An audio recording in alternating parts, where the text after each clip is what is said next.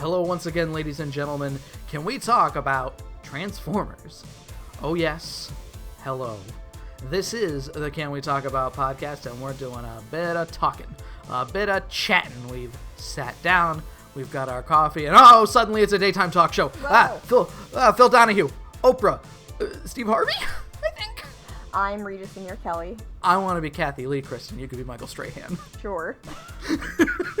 I'm not sure what I just agreed to. Our topic of discussion on this instance of Regis and Kathy Lee /Kelly /Michael Strahan is, of course, a series of Might and Metal, actual 80s cartoon classic, The Transformers. I'm tired of bailing out the Autobots. My name is Joe. I learned how to recognize Hound. I'm Kristen. And we are watching The Transformers Generation 1 via Tubi, which is a free streaming platform with intermittent commercials. As you may know, Tubi has the broadcast order of Season 2, and we are doing the production order, so you kind of had to shift around a bit, and you know the drill at this point. Kristen, have you been watching anything cool across the various streaming platforms that are available to us? Me and all my friends are still me rewatching them watching for the first time Riverdale, so that's been great.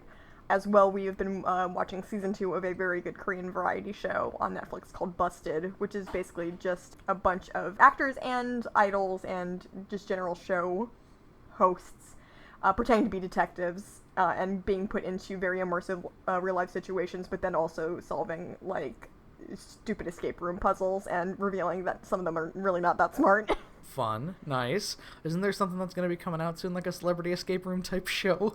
I don't know. This one's Korean.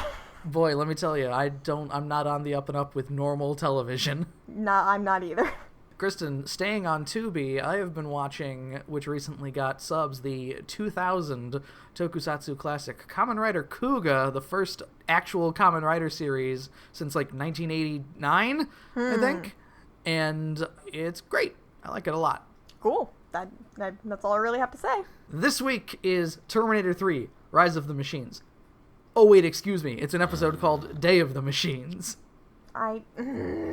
Kristen, the machines don't really have much of a day, and it's one singular machine. Not much of a day. I mean, there's other brainless machines that we don't know whether or not they feel pain. I've had time to ruminate on this, and I think that's only caused more problems. It's basically another Decepticon energy-stealing plot, but like most of their plots, falls short in a few key areas, and I'm sure we will talk about it, so it's time for Day of the Machines, and let's machine? I guess. What else can we do?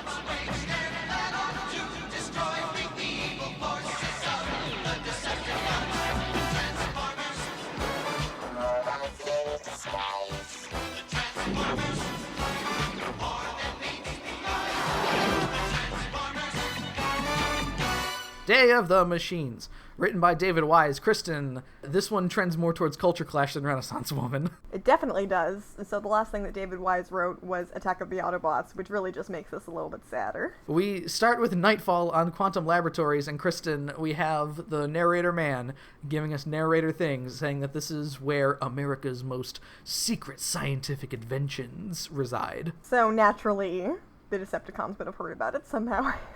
Now, Kristen, the Transformers Wiki does bring this up because, as we'll see in the early goings of the episode here, Megatron and Soundwave, with their mass-shifting properties... Their sweet infiltration plan? Their Metal Gear Solid plan, they sneak in, but they really don't need to. No, they don't. But it's too bad, because this was just stupid enough, the opening of the episode, so there's a guard walking into a room that appears to be an office. Which is my first problem, because he sees stuff on a desk and goes, these absent-minded professors are always forgetting things. So he takes things off a desk that's presumably someone's desk and dumps them into the lost and found, when I think he probably could have just left them there. Yeah, I don't know, a guard going into a place and just sweeping stuff off a desk, unless there's some kind of rigid instruction. Hey, keep your area nice and tidy. Like, he might as well see a big chemistry set out and, like, grab the tablecloth that's underneath it and just grab the whole thing and toss it into the garbage. We've got a big fucking problem with guards who like taking stuff to the Lost and Found, so please take things off your desk at the end of your shift. Otherwise, the guards might take your things to the Lost and Found. We can't stop them. We've tried. And one of these is, of course, Soundwave. The other things I noted was a guitar case and some just normal package. I was just like, a cello case or something weird. All of which have to do with the Decepticons. Mm-hmm. In the Lost and Found here, once Soundwave transforms here... The Lost and Found is some kind of cage. Yes, as well. They would have been fucked if it were a small box. Like an impounded car or something is where they are put. Laserbeak is ejected here and is given the key to the guitar case because, okay, so Soundwave doesn't even want to release Megatron, which, as it happens, Kristen, it's not a guitar case at all, but a gun case. Again, which is really too bad. Am I crazy, or did Megatron really, in gun form, not look much like he usually looks in gun form? Or is my memory just bad? Because when that opened, I was just like, why the fuck is there a gun in there? And I didn't even think it was Megatron. He's got the scope, he's got the barrel, he's got the recoil dampener thingy. Casual watcher Kristen, that thing opened, and until Megatron transformed. And when he did transform, I was like, whoa, where'd he come from? Did you forget Megatron was a gun? No, I don't see him as a gun very often, though. It has been a little while, that's true. I don't have as big of an excuse, but I think the issue was he was so small and then he was huge, I just got confused. And then Megatron blows up the Lost and Found in order to sneak their way to another building, which once again, you could see them kind of pressing against the wall, checking out the guards and things like that, and then they just fly on top of a building and blow the hole in the roof. And extremely stealthy. Very quiet and sneaky-like, yes. Megatron exposits here, Kristen, this is the room with the most powerful supercomputer in the world, Torque 3, who's got a big, ugly, fleshy face on him. Yeah, I don't know if it's because this is a series where we're already just watching intelligent talking, walking robots all the time. Ugly computer face, computer man was not super impressive or interesting to me. Nor does it look very, like, we see through most of the episode there are scientists who are like, I don't know about Torque, it could control the entire human race, where it's like, okay, well, did you need to give it a monster face? You could have given it something, I mean, I guess it's 1985, and they don't have very much in the way of... Is it too much to ask for a lady computer face? They can't put synergy on there, unfortunately. I guess not. Maybe in a different universe, Torque 3 would have created Gem and the Holograms. Maybe in a different universe, this episode could have been about Megatron taking control of Synergy. I wonder if any of those scientist men were Emmett Benton. So Torque turns on here and is immediately like, what's going on? And then Megatron has a weirdly screwdriver-y, hose, phallic-y kind of thing come out of his forehead and into some just port that Torque has to download his personality onto Torque, is I believe what Megatron says. Yeah, that's what he says, which I don't super get, but then whatever. Torque goes, I am yours to command, Megatron Master. You would think he would put the personality of somebody who's easily commandable. Like Soundwave. Like Soundwave. Yeah, maybe Soundwave should have put his identity in there. If it was just a big, like, flat screen Soundwave face instead of the weird monster face, that would have been better. Yeah, I would have liked that a lot more. Really, Torque just feels like a thing that could have shown up in G.I. Joe, and I think that's why I don't like him. Well, Kristen, as noted on the Transformers Wiki page of David Wise, he has a tendency to recycle a lot of elements of his scripts that he's done for other series, which apparently a computer... And do a Renaissance Woman episode. Which apparently a computer taking control of a bunch of other machines was something that happened in a He-Man episode? Yeah, I'm not very interested in that either, unless the computer in that episode was just Skeletor. Had a big flat Skeletor face. I will download my personality, do how what? Download? What the fuck does that mean? My Skeletor voice is just my Starscream voice. I was going to make note of that. Thank you for mentioning it.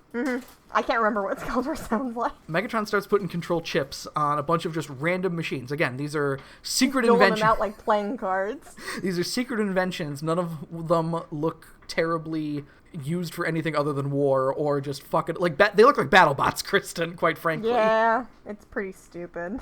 Megatron asks Torque something about going to war, and it's like, oh, well, you need an army for that. It's like, aha, perfect. Now start controlling all these robots. Let's get the machine army, baby. It's time. Yeah, beep, beep, boop, boop, evil things. And we get transition 1 here. So we got 2 lab coat men in the middle of a discussion. One of these men is Dr. Paul Gates, who I will refer to as Lab Coat Man for most of the episode, I believe. Ah, the return of Lab Coat Man. And this is the discussion we were talking about before. Torque is too smart. Through this conversation as well, we learn that Torque can also build machines himself. He's the first computer that can build machines of his own. That doesn't sound right. I'm pretty sure Japan has already done that. That sounds like a problem, too. It's Skynet, basically. There's going to be building Terminators in like half a year. Joe, you watch a lot more Japanese media than I do.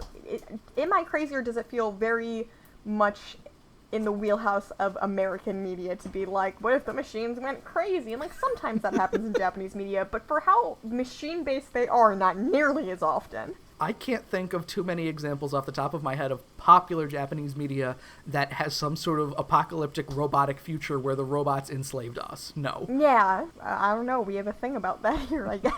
Normally, we're living in perfect harmony with robots in Japanese media, like the Transformers, as a matter of fact. Oh, I thought you were saying in America normally things are great here, and it's just when the robots take over that they go bad. And we're not constantly looking over our shoulder. No. Yeah, exactly. So the Pro-Torque lab coat man here is just like, oh, look, it builds workers, it builds robot doors, like this one here, even robotic filing cabinets, as he has a remote that specifically opens a filing cabinet in Dr. Gates' office. Right next to Dr. Gates, who it seems to me, maybe, can just open his own fucking goddamn filing cabinet. Science, this is the problem, Joe. Americans are like, let's make science make us lazier. Oh, and you know what? I love it. Wall-E, No. I still haven't seen Wall-E. So while they're having this conversation, I guess, what is it? You sneeze when someone's talking about you? Your nose gets itchy? That's what happened to Torque. The popular Japanese thing here. So the Pro-Torque scientist man is like, don't worry, Torque isn't going to get into the wrong hands. I'm going to go. And then the door closes and locks itself. And they're like, oh, wow, that was really good timing. Wouldn't you know it, Kristen, Torque got into the wrong hands. Ouch. Okay. Again, the fact that they didn't even think to bring up the existence of the Decepticons during this seems a little bit weird to me, but hey, we gotta have our plot somehow. So Dr. Gates starts rebuilding his Visiphone, which I guess is just a Skype machine. I invented a webcam. To make a long-distance call, because he needs to... I don't know. Yeah, they do a whole thing where they're like, hand me some parts, and he, like, pulls out part of the machine. And he's like, I need to fix this in order to make a call. Why, though? Why couldn't it just be a thing that makes long-distance calls? Kristen, science needs to be done here. He needs to invent it right now. It's like, do we need visual proof confirmation that they are scientists? They're wearing the lab coats. We are witnessing localized invention happening in real time. Wow, I guess so. Transition to here. Megatron is also enacting an oil tanker plan to go along with this normal plan. He's just, like, giving Rumble these chips, and Rumble, with his back-mounted / shoulder-mounted gun, is firing these chips onto oil tankers, which Torque can just control, I guess. Yeah, also I'm going to say that they rely entirely too much on the cassettes in this episode. I think that causes some of the problems. Well, Kristen, you gotta think. Starscream has 0 lines in this episode. He has about... I know, it's horseshit. 25 seconds of screen time, I will say. Mm-hmm. Skywarp doesn't even make it into the episode. Yeah. Whose fault is that? It's David Wise. So, unfortunately, it's Megatron Soundwave and all the cassettes except Buzzsaw. Mm-hmm. Speaking of the cassettes, you just got me Ravage and Rumble, and it has helped me come to a conclusion, Joe. I think Rumble's blue. So, Walmart did recently do reissues of various G1 toys. I don't know if Soundwave was among them, actually, now that I think about it, but they released the cassette 2-packs of Ravage and Rumble, and I think Laserbeak and Frenzy, but I never ended up seeing Laserbeak and Frenzy.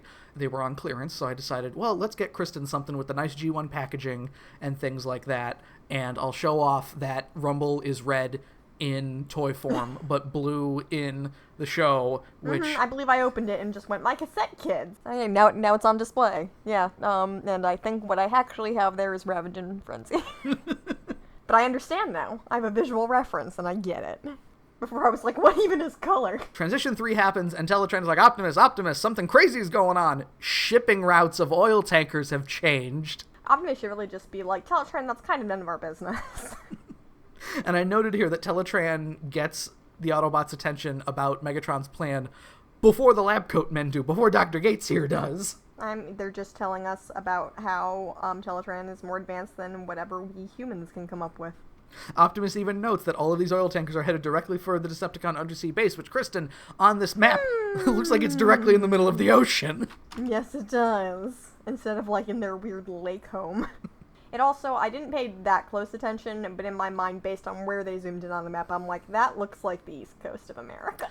I didn't want to have that discussion, so I didn't think about it. Oh, are we surprised now?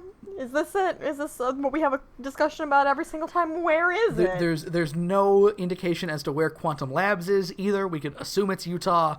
I'm not worried about it. Yeah, there's no point. We're just gonna make ourselves crazier and sadder. So Dr. Gates gets through to the Autobots here, and apparently he and Optimus are really buddy-buddy because he does refer to Dr. Gates as Paul in the middle of this conversation. It's a little bit strange. Am I crazy, or is Dr. Gates maybe voiced by Peter Cullen? I didn't think about it. There's some weird Peter Cullen voice stuff that we'll talk about in a little bit here, though. His voice sounded very familiar to me.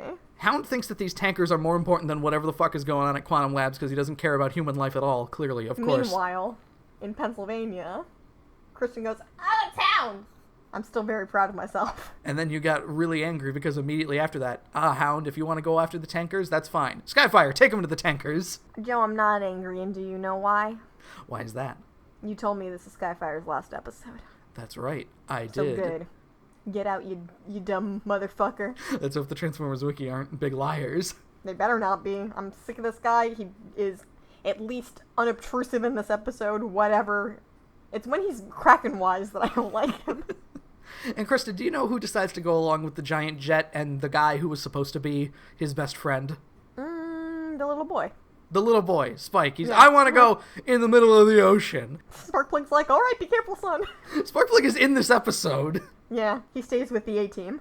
Everyone rolls out here as we get Transition 4, and once we get to Quantum Labs here, Torque sends a bunch of robot tanks after the Autobots, which Kristen, Wheeljack is so kind to point out in his only line of the episode, which made me very sad as well, in a way that only he could. These things are driving themselves! He rips the top off the tank, apparently to kill the man that he thinks is inside. But whoa! I love how he's like so surprised too, because it's like, you know who else does that, Wheeljack? Fucking you. How would you like it if somebody ripped your hood off and saw nothing in there? Yeah. It's like, this whole thing is me, wah! The Autobots start to get overwhelmed here by the Rad Robo-Tanks, among other robotic inventions, and there's like 10,000 of them, it's stupid. As Optimus is like yelling to fire on the various tanks and robots and things like that, his voice nearly slips into Ironhide territory. He gets possessed by the spirit of Ironhide. That's my Ironhide impression. It gets incredibly Texas for a little while, and I'm not sure why. So what I love about this episode, the only thing I like about this episode, is Optimus being like, oh jeez. Oh, frick. Okay, we should probably call the Dinobots. They need to do some stomping. Why don't they just bring the Dinobots with them? Because the Dinobots will stomp things even if there is no stomping to be done, Kristen. They really just must be concerned that unless they bring in the Dinobots and say, here's a specific instruction of what we want you to do, it just won't go well. And that's the end of segment 1. Optimus concerned that the Dinobots might not get here in time. Segment 2 starts with Optimus still in the middle of a robot fight and being like, oh man, the Dinobots aren't here yet, and then the Dinobots are there. Well, 3 of them are there. Grimlock pushes through a wall and continues his line of thinking from Atlantis Arise, where he's just like, why the fuck are we always here bailing your sorry asses out? What the hell? I love this characterization that Grimlock has. No wonder he eventually is like, why not me leader? But seriously, for real, why not me leader? And then we have here the first of one of the problems with the episode, Kristen, where there's very little character moments happening in this episode. I just have in my notes, extended Dinobot destruction sequence. Joe, I took off my glasses and laid down and closed my eyes watching this episode, and I don't think I missed a single moment of plot. Things get melted, things get smashed, and then Optimus is like, good job, let's go. And that took a good 45 seconds to a minute and a half. The only thing that I could say to note here is that in the script there were more lines for the Dinobots. If you noticed, there were a lot of just sort of awkward pauses of like... Yeah, there's a shot of, I believe, Snarl going... Snarl nor Sludge talk in this episode. I think Grimlock might be the only one. Like, and I'm not saying, like, they don't have lines, I'm saying they seem incapable of speech. Because there is also, as well, Sludge is asked by Optimus to boost him up to the second floor so he can get Dr. Gates down as Dr. Gates is in a window being like, fuck, help! And Sludge is like... Yeah, Sludge makes a noise when he I believe in the Transformers wiki there was something along the lines of him saying like "me sludge be elevator," and like What the fuck? Why would you take that out? I know, right? I love that. Me sludge be elevator. I'm just depressed now. I wonder if I can excuse it by thinking like Sludge and Snarl were both like, I don't even want to talk to these guys anymore. Let's pretend we don't speak English. As soon as Optimus gets up to the second floor area too, he does a very quippy going down, and then in transition immediately cuts off the very. Optimus puts it succinctly here, as everybody's just down to the bottom because they didn't want to animate people climbing into Optimus's hands. It looks like you have a machine rebellion on your hands. Don't I know it, Optimus Prime? And Kristen, Optimus makes a Kimber tier logic leap, thinking that Megatron has everything to do with this, and not the fact that the oil tankers and the machine rebellion plan could be separate from one another, even though Optimus is exactly right, and that's why it's a Kimber leap of logic, because Kimber was always right in these circumstances. Yeah, I would call it like a little bit of a reach, and because there's so many things going on at once, and the oil tankers were specifically going to where the Decepticon base was. But he's right, so whatever. And to be fair, Sparkplug, who again joined this battle for some reason, while his son is going off towards the ocean. Mm-hmm. A-Team, Sparkplug, B-Team, Spike. Shows off one of the control chips here and is like, this is Decepticon technology. It looks like a fucking Pop-Tart that went bad. Put it in some fucking purple sludge, yeah. Is this when Optimus takes her, or is that later? I don't. Okay, so a weird thing happens, and I rewatched this episode this morning because I watched it a few days ago at first, and what Optimus says later doesn't necessarily check out, but we will get there. So yeah. So at some point before they go in, Optimus definitely takes the rancid Pop-Tart and he like sticks it inside his arm, which seems like a mistake, but puts it in his back pocket. At first, I seriously thought he was just gonna slap it onto him like a fridge magnet, and I was like, "What are you doing?" And these chips are, of course, why the Decepticons can take over the oil tankers, even though it'll hit, like, the hull of the ship, which is just metal, and not connected to any sort of circuitry or control or anything like that. Yeah. So it's like Torque can build and control some machines, but these chips are helping him remotely control machines from far away, so they need to go kick him in his teeth, as Bumblebee would say. No Bumblebee in this episode, surprisingly, which is both refreshing and disappointing, unfortunately. It's that sort of thing where it's like, God damn it, another Kimber episode. We like Kimber, but there's a point where you're like, I'm really sick of seeing Bumblebee's teeth.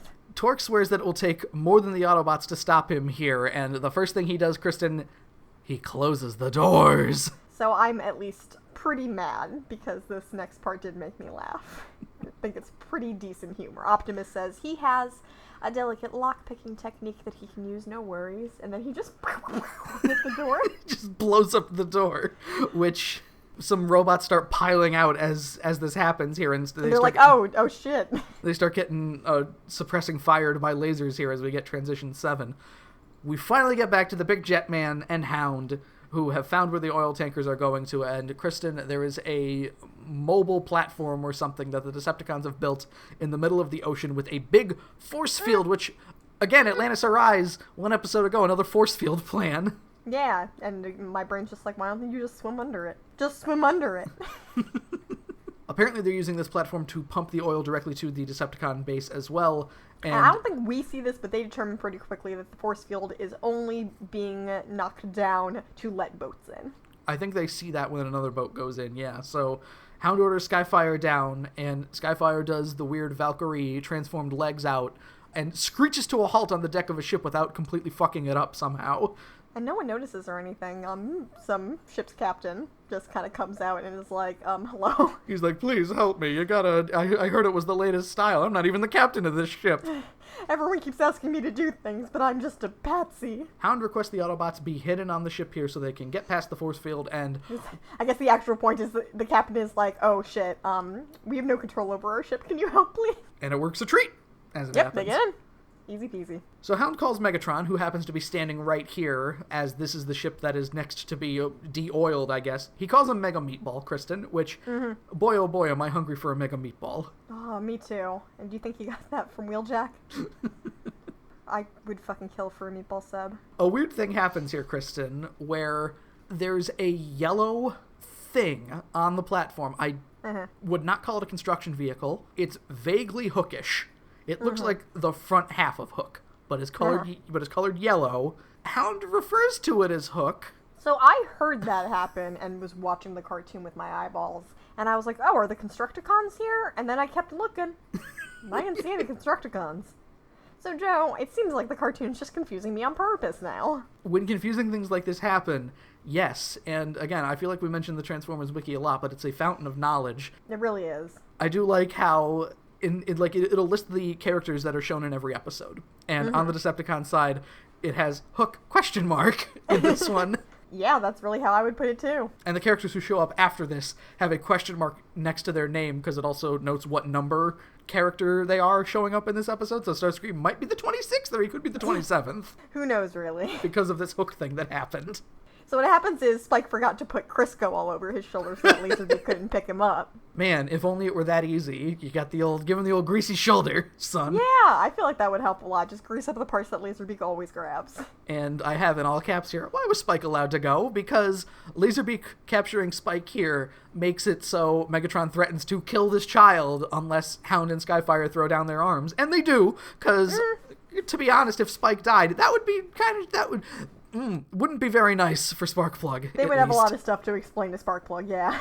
Transition 8 happens here. The Autobots are fighting all the robots back at Quantum Labs, specifically referred to as slave machines, which is kind of weird. This is when I start wondering, so there's a lot of, I guess, tank, random, generic robot carnage in this episode, and I was like, do these robots feel pain? If so, that's fucked up. That is very fucked up. At the very least, Torque should feel pain, maybe, in their stead, because he's controlling them. I can't even remember if they just blow his shit out or put him back to normal at the end of the episode. I don't care either way, truthfully. This is another one of those things where I have very few notes written as very specific things happen with the Autobots struggling with these various machines. Like, there's like a pincher one. Optimus nearly gets fucking ground up by a weird grinder one. But it doesn't really matter because they all get out of it pretty quickly. Yeah, once they get inside and everything, and there's some more robot fighting, they talk about being in a machine maze. And Optimus has some very interesting logic here, where he's like, I'm gonna go, and then he just runs without talking to them. Prowl says it's a trap, too. And Optimus does not care. It is just... No, he's already gone. Transition 9 here. We see that, again... Now, there might be some logic to this, Kristen. So we said that Starscream does not show up very much in this episode. 0 Decepticons were left with Torque to potentially aid in him. I thought, why was Starscream not with Torque? And they're worried he would create an evil plan with Torque. Yes, that is the thing. If Starscream were left with Torque, he would try taking over Torque for himself and fuck up Megatron's plan. So obviously he's got to stay on at least the Megatron side of things to where he can lessly fuck up the oil tanker plan, presumably. I mean, you say that and it makes sense, but then at that point, leave Skywarp. That's the thing. Thundercracker and Skywarp could have been left here. That would have been great, because at least then you have... I would say maybe if you leave Soundwave with Torque, then all the cassettes probably have to be left over here too, and that only leaves Megatron and the jets to defend the oil tanker. So, I mean, it barely makes a difference anyway, because the confrontation with Torque is over very quickly. I guess they decided we don't have room for another fight in here, whatever, but we'll get there. For Torque being the central part of the episode, and I noticed this in the rewatch that I did this morning, he's taken out of commission at basically the very beginning of segment 3, because Optimus has to... Because there are, like, no other Autobots in this episode, Optimus does nearly everything. Yeah, he's Hero Man. Spike and the Spike team, Team Spike, does some okay stuff, too. They're very brave. Optimus does everything short of turning off the force field in this episode, because he literally can't from where he is in conjunction to where the force field is. Uh-huh. We'll get there. So, Ravage and Rumble, watching the room here, the 2-pack that Kristen bought, fresh out of the package, watching the Autobot prisoners. No, you bought them. I didn't spend money on this shit. Correct, actually. And it begs another question, Kristen. Why did Megatron not do the evil guy thing, and once Hound and Skyfire threw down their weapons, shot the motherfuck out of them? It's a cartoon for children, Joe. I feel like there's almost some logic here, because Ravage has been a watch guy a couple of times. I don't know if Rumble is just, like, infecting him with dumbass or something. Now, they do say that all of their weapons were taken from them. But Rumble and Ravage, also, we see that, like, they're not stuck in this room. They blew through the door later. Yeah. Are they saying that Hound and Skyfire are not enough to take down 2, potentially 3 cassettes? Even in a punching fight. Even in a punching fight, exactly. I think Skyfire would just have to kick him. Spike in this cell that they're in, this, not even necessarily a cell, it's like a storage closet, basically. Yeah, everyone's ready to give up and die but Spike, as usual. Spike, sunny kind of guy that he is, though, does not want to just roll over and die like the other two, because, hey, the other Autobots are going to be here eventually, and we need to get that force field down. Easier said than done, but they just... He has an idea already. He's been thinking the whole time they've been in there complaining. Spike has a plan, but we see that Spike's plan, unless he saw the electromagnet earlier, I don't know. How does he know what the... Transition 10. Transition 10. Optimus is making his way through the robot maze here, and is attacked by various robot things. Why doesn't he just punch from the walls? So, Optimus is grabbed by a grabby robot here, and hit with one of the control chips. Now, Optimus says, immediately at the beginning of Segment 3, Segment 2 is about to end here, that he slipped it into the robot's hand so it could hit him with the chip. The dead one that he had, he did some kind of weird sleight of hand switcheroony, and the dead one got put on him actually. I don't think that's what happened. I didn't see that happen at all. No. Which is almost too bad, because I thought they were going to have the whole, oh, now Optimus is evil thing go on for more than literally 20 seconds. Oh wow, Attack of the Autobots, again. Yeah, but like, it would have been something at least. Whatever. Torque gotta go. Torque gloats, soon he will be the master of everything. Pwah, pwah, pwah, pwah, pwah, pwah. Clearly because he's part Megatron, of course. Yeah. Segment 2 ends with this. Segment 3 starts. Optimus is being commanded by Torque, but actually, oh wait, we already gave it away. He's not. He tricked the supercomputer here. In my mind, he like karate chops Torque's like keyboard. Like, haha, bam! I noted it as a big hammer fist. Just like, he does a big like windmill smash down on the control board. And again, 20 seconds into Segment 3, Torque is done and we don't hear about him until the very end of the episode with Dr. Gates saying, I don't think we're going to build Torque again. We don't need to turn Torque back on just yet. So that's over on this end. Transition 11 here. Soundwave relays the information that the oil tankers are in control of themselves, and Megatron's like, well, the Autobots got to Torque. Oh, well, that's fine. I have a control panel thingy that I can use to command the things with the chips, which... He has a whole, like, big arcade stick set up. It's huge. Bison's big moving platform from the Street Fighter movie, of course. Sure, there you go. Could be like a tiny RC controller, but it's not. It's huge. Transition 12 here. Dr. Gates provides the Autobots Kristen with a super hydrofoil that will get them to where the tankers are super fast. Of course, he just... Now, this thing is gigantic. Where was it being stored if they're in the middle of fucking Utah? In their other maze that they keep stuff in. Shouldn't this thing be in, like, dry dock or something at the very least? Shut up, Joe. It doesn't matter. Sparkplug can apparently pilot one. Transition 13. Ah! Spike manages to find an electromagnet inside of the cell. Inside the storage container that they're in. Just there. Skyfire and Hound are both like, whoa, fuck, oh, Jesus, whoa, you better get away from that thing.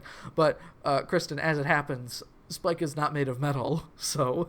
Just his shoulder. Just his shoulder. So he doesn't have as much to worry about. So what he does, this looks very confusing at first, but he goes over to the exit that is being blocked on the other side and turns on this weird electromagnet, and he sticks Rumble and Ravage to the wall.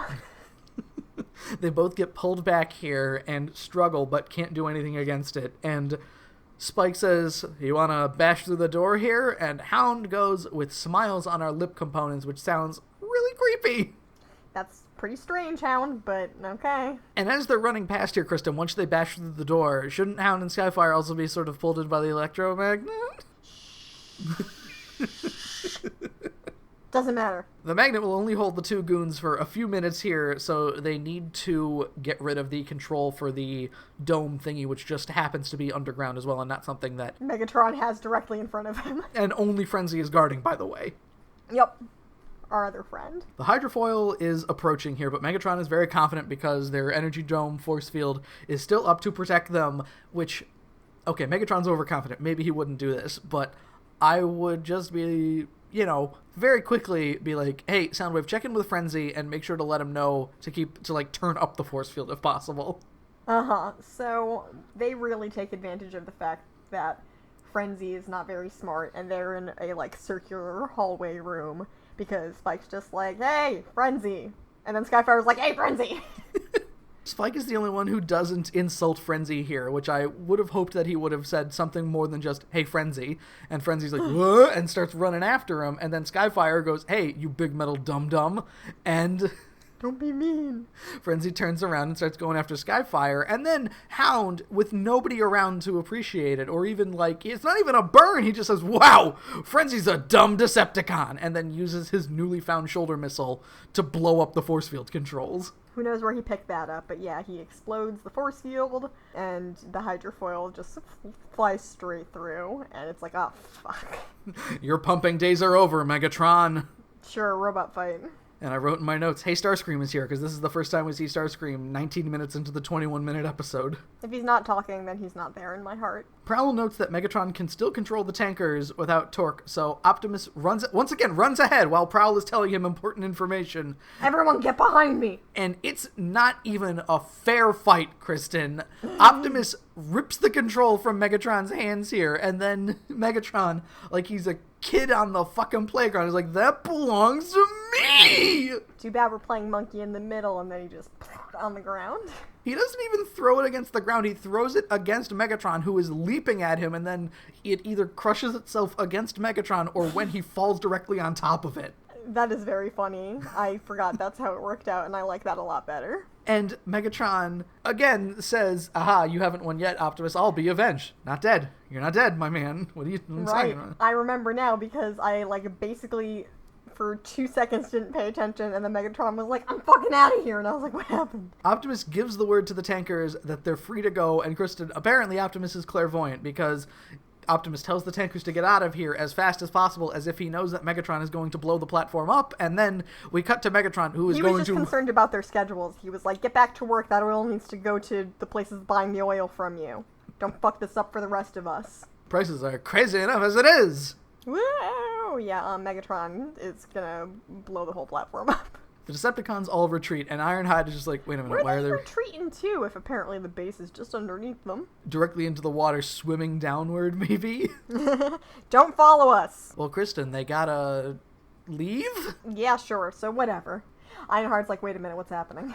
So, one thing I forgot to note here as well, which I found just a very funny piece of animation. The hydrofoil just somehow jumps up onto the platform here and grinds to a screeching halt in 2 seconds. Wow, so advanced. And it's fine. Very, very cool technology. Almost exactly the same thing from Atlantis Arise starts happening, where everybody needs to get off this thing that's going to explode, but without Grimlock here to steal his thunder, at least Optimus can be the person that rescues the Autobots that are on the inside of the area. Yeah, they get everyone else onto the hydrofoil again, and they just pew off, and he's like, alright, I gotta go save that plane that's gonna save me. The hydrofoil leaves here. Optimus just rips out a portion of the top of the deck, which is just happens to be directly above where Hound and Skyfire are. Hi, guys. And he goes, hey, Skyfire, how about you get us out of here? And he does. And they do. And that's that. Transition 13. I gotta check in with Dr. Gates one last time, I guess, here, Kristen.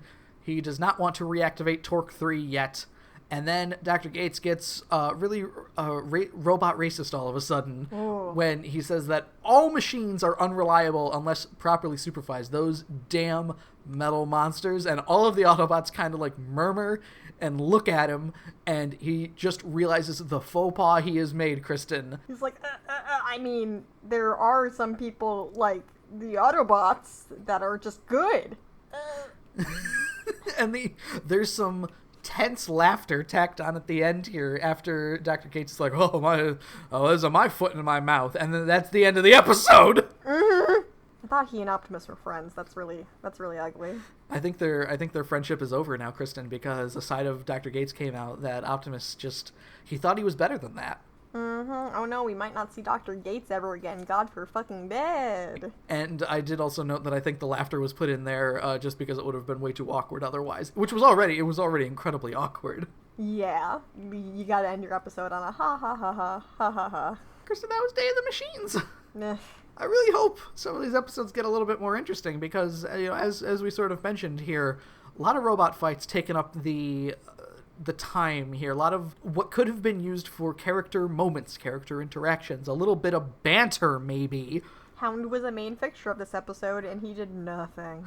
I know nothing more about Hound's personality than I did at the beginning of the episode, where with Trader, we got a little bit about Mirage, we got a little bit about Cliffjumper. It wasn't, too much or anything, It was something. A little bit of anything. Even in, like, the Autobot run, we got Sunstreaker a bit. We kind of knew a little bit more about him. Hound and Skyfire may as well have been the exact same character.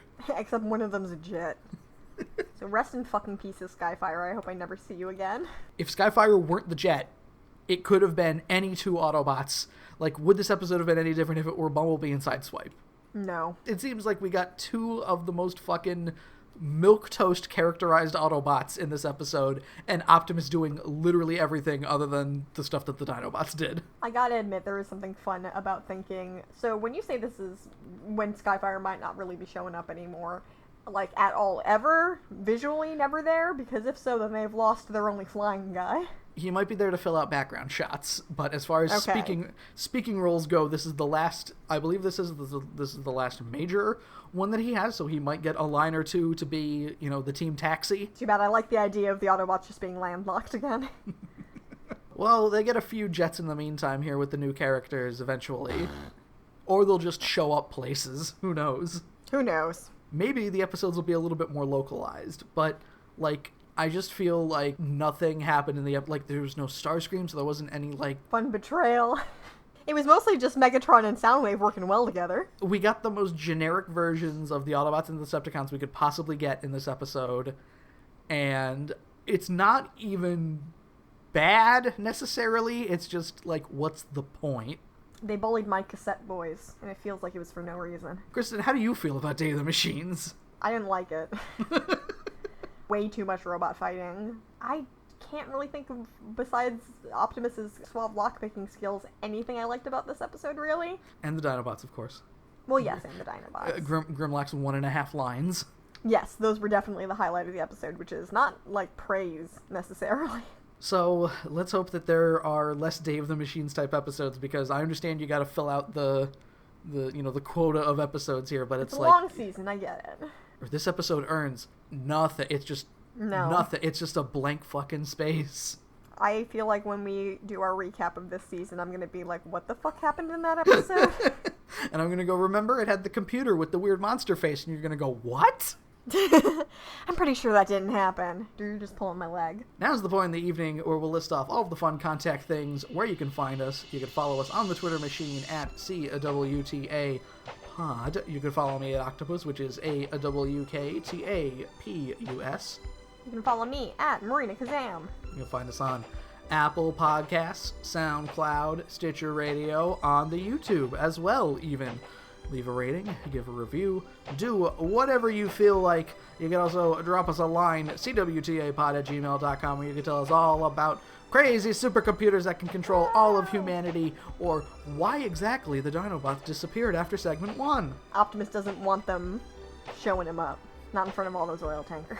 And check out my solo podcast side project, ASMR Relationships, the podcast equivalent of listening to gossip that has nothing to do with you. You can find a link to it in the episode notes. Follow it on Twitter at Reddit Gossip. Give it a listen. Next time, Kristen, we have a potentially exciting episode, Enter the Nightbird, which is about a giant lady ninja robot that is Japanese, of course.